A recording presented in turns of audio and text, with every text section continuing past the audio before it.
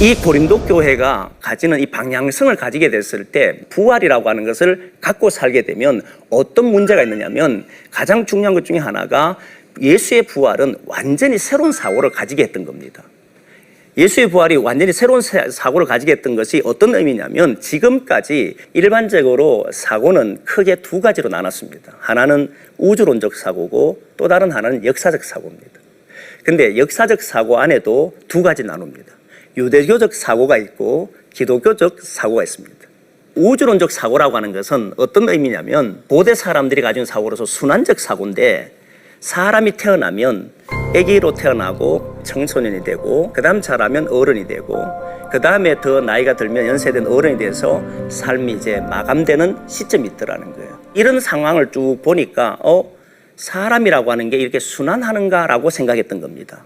또한 나무를 보면서 봄이 되니까 잎이 나기 시작하고 또 여름 되니까 무성해지기 시작하고 가을이 되면 열매를 맺고 겨울이 되면 다 떨어져 버리고 앙상하게 되더라고요. 그때 그 나무를 보고 사람들은 이 나무가 죽었구나라고 생각을 했는데 다음 봄에 보니까 또 잎이 피어나는 거예요. 이런 걸 보고는 이 세상이라고 하는 것이 순환하는구나라고 생각했던 겁니다.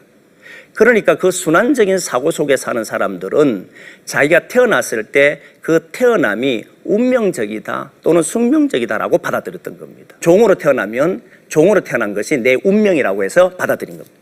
내일을 향해서 미래를 향해서 도전하지 않아요. 왜냐하면 그때는 순환적 사고를 가지고 있었기 때문에 그냥 받아들였던 겁니다. 그런데 유대인들은 독특하게 다른 사고를 하나 가지게 됩니다. 그게 뭐냐면 역사적 사고였던 겁니다. 이 역사적 사고는 유대인들이 애굽에 살 때는 나일강의 범람을 통해서 그 당시는 다시 내려갔다가 또 시기가 되면 올라와서 씨를 뿌리고 했기 때문에 여전히 순환적 사고를 가지고 있었습니다. 근데 애굽에서 출애굽하고 난 이후에 가나안 땅에 들어가게 되는데 이 가나안 땅은 전에 있던 땅과 다르다라고 신명기에서 말씀을 하거든요. 전에 있던 땅과 다른 것이 뭐냐면 그 땅은 석회질이었어요. 그래서 석회질 땅에는 어떠냐면 비가 내리면 다 스며들어 버려요. 그러니까 그들은 오늘 내가 수고하지 않고 물을 저축하지 않으면 내일 농사 지을 수 없다는 것을 알게 된 거예요. 내일 농사 지을 수 없으니까 열매는 당연히 없는 것이고, 그러니까 오늘 내가 수고하는 것에 따라서 내일 영향을 미친다는 것을 알게 된 거예요.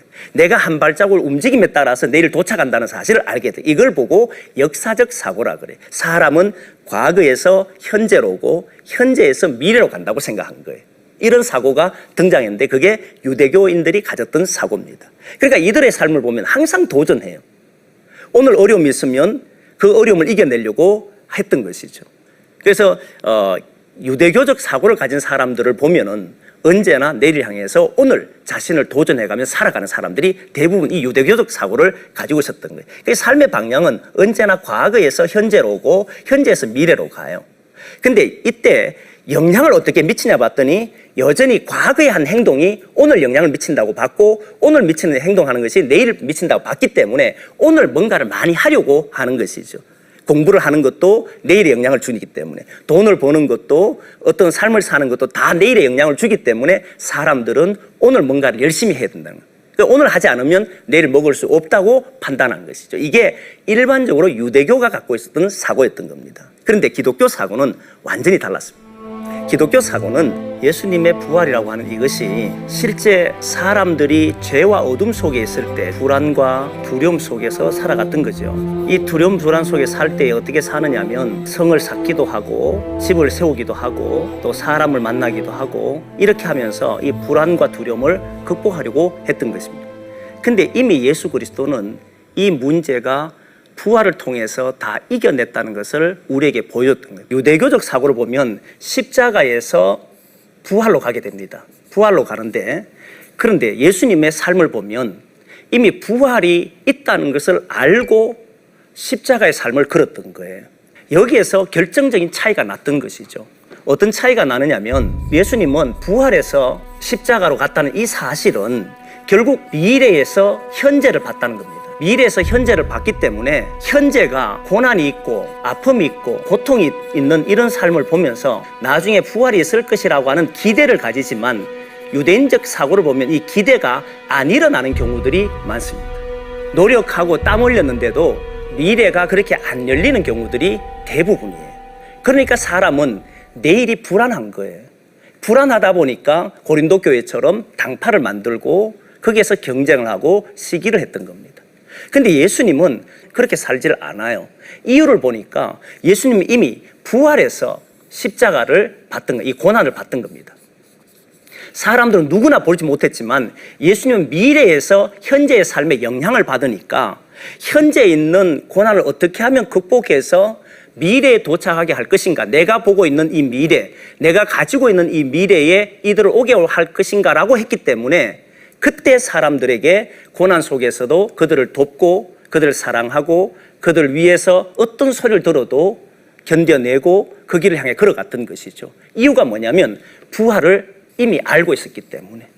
부활을 몰랐다면 오늘 고난에서 고난으로 끝이 났을 겁니다. 그런데 이미 예수는 부활을 알고 있었기 때문에 십자가의 고난을 통해서 부활이 일어난다는 것을 그것을 믿었고 그것을 알고 있었기에 오늘 살아가는 삶에 의미를 뒀던 거예요. 그래서 바울도 이 사실을 알고는 부활을 목격하고 난 뒤에 그는 지금까지는 유대적 사고로서 과거에서 현재로 왔고 현재에서 미래로 가던 이런 구조를 가지고 있었다가 예수의 부활을 목격하고 난 이후에는 이제는 그도 이미 예수가 가지고 계시는 그 미래, 예수가 이미 우리에게 주실 그 하나님의 나라라고 하는 여기에서 자기 삶을 보기 시작했던 거예요. 그러니까 어떻게 되냐면 공동체 안에서도 문제가 생길 수 있어요. 전에는 공동체 안에 현재가 지금 현재 다툼이 있고 분쟁이 있단 말입니다. 고린도 교회는. 근데 여기에서 보면 어떻게 하면 다툼이 없고 분쟁이 없을까? 내가 오늘 어떤 노력을 해야, 어떤 삶을 살아야 내일이 이런 일이 생기지 않고 화목하게 될까라고 생각하게 되면 이건 유대교적 사고가 되는 거예요.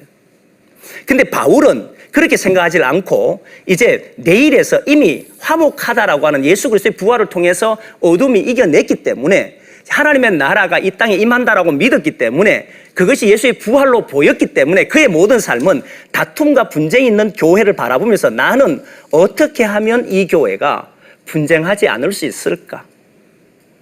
그래서 그는 고난을 받더라도 어려움이 있더라도 어떻게 하면 이 교회가 화목한 교회가 될 수 있을까? 이걸 선취 하나님의 나라를 먼저 맛보게 할 수 있을까를 생각하고 움직였던 사람이 바울이었다는 거예요. 단순히 내가 오늘 노력하면 내일 우리 교회가 좋아지겠지, 이렇게 하면 내일 우리 교회가 분쟁하지 않고 하나가 되겠지라고 출발한 것이 아니고 예수 그리스도의 부활을 믿었기 때문에 이미 하나님 나라가 우리에게 있다는 걸 알기 때문에 그러면 오늘 이 역사 속에 있는 교회는 어떻게 하면 하나님 나라가 되게 할 것인가, 부활에 참여하게 할 것인가 라고 했기 때문에 내일에 대한 두려움에서 움직인 것이 아니고 불안해서 움직인 것이 아니고 오늘 하나님 나라 되게 하려고, 오늘 하나님 나라에 맛보게 하려고 그는 모든 편지를 쓰고 모든 삶을 그렇게 살아왔던 것이죠. 이게 기독교 사고였던 거예요. 따라서 기독교 사고는 과거에서 현재로 오거나 현재에서 미래를 가지 않습니다. 기독교 사고는 미래가 과거에 영향을 줬고 또 미래가 현재에 영향을 줍니다. 그래서 미래에서 우리는 판단을 하고 미래에 일어날 것을 기대하고 오늘 어떻게 살 건지를 결정하는 것이 기독교인이에요. 이 기독교 사고를 가지면 무서워집니다. 이 신앙을 가지게 되면 오늘 어렵다고 오늘 힘들다고 포기하지 않습니다. 이미 하나님 나라가 우리에게 있다는 걸 믿기 때문에 자기에게 일어나는 모든 문제를 도전해내고 이기게 되고 경쟁하지도 않고 시기하지도 않고 그 안에서 하나님 나라를 만들어가는 그런 사람이 되죠. 그래서 하나님 나라를 미리 맛보게 되는 일들을 하게 될 겁니다. 그게 바로 기독교적 사고입니다. 예수 그리스도의 부활이라고 하는 이것이 교회의 방향을 설정하는 것이고 다 그렇지만 또 중요한 것은 하나가 있는데 뭐냐면 그러면 그것을 어떻게 우리가 믿을 수 있느냐라고 하는 문제입니다.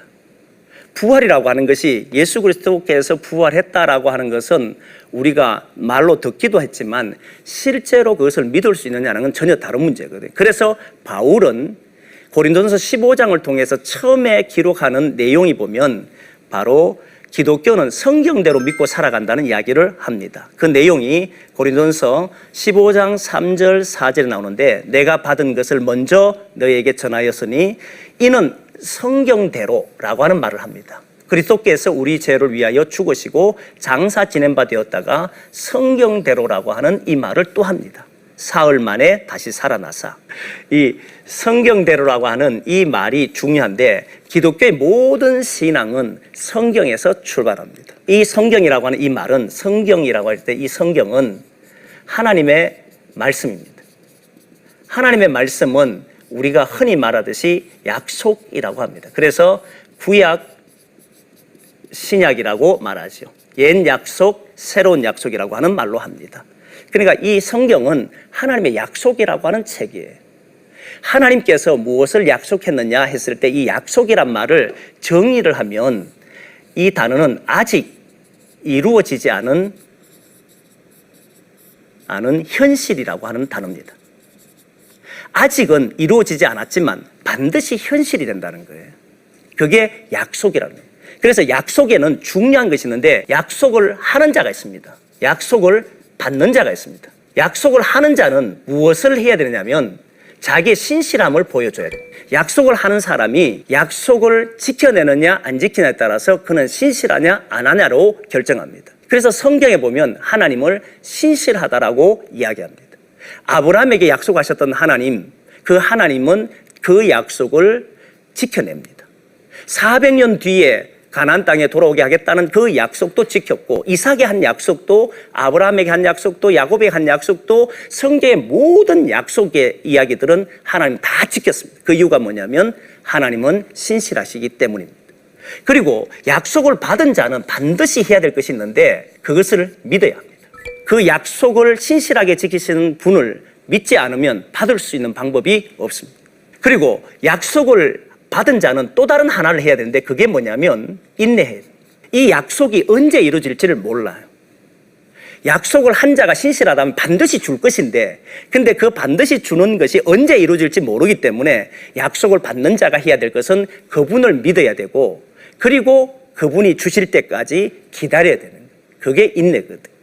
그래서 약속을 받는 자들이 반드시 해야 되는 것이 믿음과 인내라는 겁니다. 세 번째는 신앙은 인간의 경험에 의해서 무너질 수 있다는 것을 보여줍니다. 이게 무슨 이야기냐면 신앙하는 사람들이 경험을 굉장히 중요하게 여깁니다. 근데 신앙이 경험하는 걸 중요하게 여긴다는 것은 부활이라고 하는 것이 경험한 적이 없다는 거예요. 부활이라고 하는 것이 인간이 경험한 적이 없기 때문에 사람들이 잘 믿지를 않는다는 거예요. 오늘날 기독인들에게 또 고린도 교회가 왜 부활이 없다는 사람이 생겼느냐면 이건 인간이 경험해 본 적이 없는 문제이기 때문에 이들은 안 받아들였던 겁니다. 오늘날에도 예수가 부활했느냐 우리가 부활할 거냐라고 하는 이 문제에 들었으면 교회는 다니지만 사실 예수의 부활을 믿지 않거나 우리의 부활을 믿지 않는 경우가 있습니다. 이유가 뭐냐면 인간의 경험이라. 이 경험은 신앙을 갖지 못하게 하는 원인 중에 하나가 됩니다. 그런데 신앙이라고 하는 것이 무엇이냐면 신앙이라고 하는 것은 나에게서 출발하는 게 아닙니다. 반드시 상대에게 출발하는데 내가 믿는다라고 할 때에 누군가를 믿습니다라고 했을 때 그 믿는다라는 표현은 대부분 보면 내가 믿습니다라고 하는 표현을 씁니다. 그런데 내가 믿느냐 안 믿느냐를 보면은 그가 내게 보여준 것에 따라서 믿느냐 안 믿느냐로 결정하는 겁니다. 그가 내게 불의하게 행동하거나 나를 속이게 되면 나는 안 믿어요. 근데 그 사람이 나에게 신실하게 하고 진짜 믿을 만한 사람이면 믿더라는 거예요. 전부 보면 상대에서 사실은 믿음은 출발하는 겁니다. 그럼 성경은 뭘 하느냐 했을 때 우리의 이성에서 출발하는 것이 아니고 하나님에게서 출발해서 신앙이 이루어지는 거예요. 그러면 성경의 내용을 보면 믿지 못할 내용이 너무너무 많아요. 예수의 부활 또한 인간의 이성으로 믿지 못하는 내용들이죠. 그러나 하나님을 믿기 때문에 하나님에 대한 존재를 믿기 때문에 그것을 우리가 받아들이면 그 다음에 일어나는 일이 뭐냐면 우리가 역사 안에서 경험한다는 거예요. 그러니까 신앙하게 되면 경험하는 것이지 경험하면 신앙하는 게 아니더라는 거예요. 예를 하나 들면 아브라함이라고 하는 사람이 있는데 아브라함이라고 하는 사람이 99세 때에 하나님께서 나타나셔서 이름도 바꿔줍니다. 아브라함으로 바꿉니다. 근데 이때 창세기 17장에 보면 그 내용이 나오는데 제일 먼저 뭐라고 나오냐 했을 때 나는 전능한 자다라고 하는 이야기가 전능한 자라는 이야기가 기록이 먼저 1절에 나옵니다. 그리고 나서 아브라함 이름도 바꾸고 사라의 이름도 사라로 바꾸고 그리고 할례라고 하는 것도 바다라고 하는 이야기가 나옵니다. 그런 뒤에 무엇을 이야기하냐면 사라에게 아기를 준다는 이야기를 합니다. 그때 아브라함이 땅에 엎드리며 웃었다는 이야기가 나와요. 웃으면서 이야기하는 말이 내 나이가 이미 몇인데 100세인데 내 아내는 90세고 경수가 끊어졌는데 라고 하는 이야기를 합니다. 사실 이 말은 믿을 수 없는 말이다 이 말이에요. 내 나이가 100살인데 어떻게 그런 일이 있었습니까? 상식적으로 불가능하네. 그러니까 내 경험으로, 그 당시의 경험으로는 이 말이 안 된다라고 이야기해요. 하나님이 이미 나는 전능한 하나님이라고 말했음에도 불구하고 사실 내 경험으로 이해되지 않으면 사람들은 받아들이질 않더라는 거예요. 근데 하나님께서 사라에게 했던 말인데 하나님은 모든 것을 할 수 있느니라는 말을 듣고는 자기가 생각했을 때는 일어날 수 없는 일이지만, 아브라함이든 사라든 일어날 수 없는 일이지만 하나님의 말씀이니까 그들이 믿기 시작했고, 그때 믿었을 때 어떤 일이 벌어지냐면 바로 그 아기가 태어나는 놀라운 일이 있었던 것이죠. 그 신앙은 경험에 의해서 이루어지는 것이 아니고, 이 경험은 때로는 신앙을 방해하는 요소들이 많습니다. 그래서 사람이 경험을 해놓으면요, 다른 어떤 말을 해도 잘 안 들으려고 하는 사람도 많아요.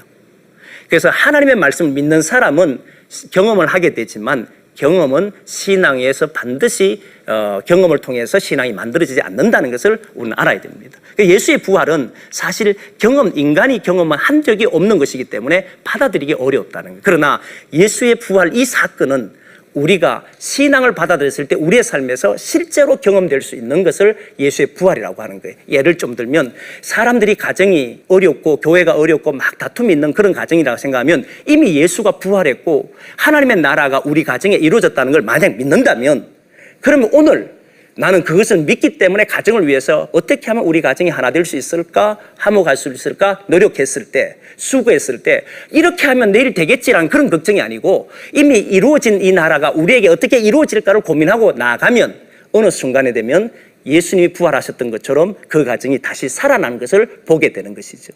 신앙은 반드시 부활을 경험한다는 거예요. 경험은 신앙을 만드는 것이 아니지만.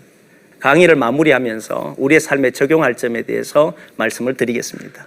우리 삶에 보면 오늘 부활에 대한 데서 이야기를 통해서 교회가 이 방향을 상실하게 되면 반드시 현실 종교가 되어버립니다. 그냥 오늘 먹고 마시는 일에, 오늘 내가 가지는 것에, 오늘 내 자리 때문에 다 말을 하게 돼요. 기독교는 방향을 상실하면 안 됩니다. 기독교는 하나님의 나라라고 하는 분명한 방향을 향해서 걸었을 때 오늘 일어날 모든 문제를 극복할 수 있을 겁니다. 또 다른 하나는 부활하신 주님을 통해서 오늘 우리의 삶을 봐야 한다는 이 기독교적 사고입니다. 예수님이 부활했다는 이 놀라운 것은 이미 예수님은 부활을 아셨기 때문에 십자가 길도 다 의미가 있었던 거예요.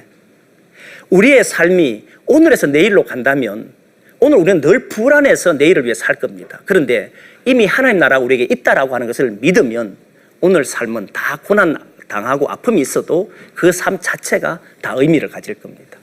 그래서 기독교적인 사고로서 오늘 살아보자는 거예요. 또 마지막 하나는 말씀을 믿고, 우리는 결국 말씀을 믿고 살아야 되는 사람들인데, 이 신앙이라고 하는 것은 나에게서 출발하는 것이 아니기 때문에 하나님의 말씀에서 출발해서 믿고 나가면 반드시 부활을 경험할 겁니다. 그 부활을 좀 경험하며 살았으면 좋다, 이런 생각이 드는 거죠. 그래서 모든 시청자 여러분들께서 정말 예수 그리스도의 말씀, 내가 이해되지 않는 말씀이라 할지라도 그 말씀을 믿고 내일을 향해 걸어갔을 때 주님의 부활을 경험할 수 있는 모든 분들이 되기를 바랍니다. 여기까지가 오늘 저와 함께한 6강 강의입니다. 이제 다음 주에 여러분들을 다시 만나게 될 겁니다. 다음 주는 교회 안에 내부적으로 일어났던 문제를 다루려고 합니다. 많은 문제가 있었는데 특별히 그 중에 음행이라고 하는 문제를 다룰 겁니다. 지금까지 시청해 주셔서 감사합니다.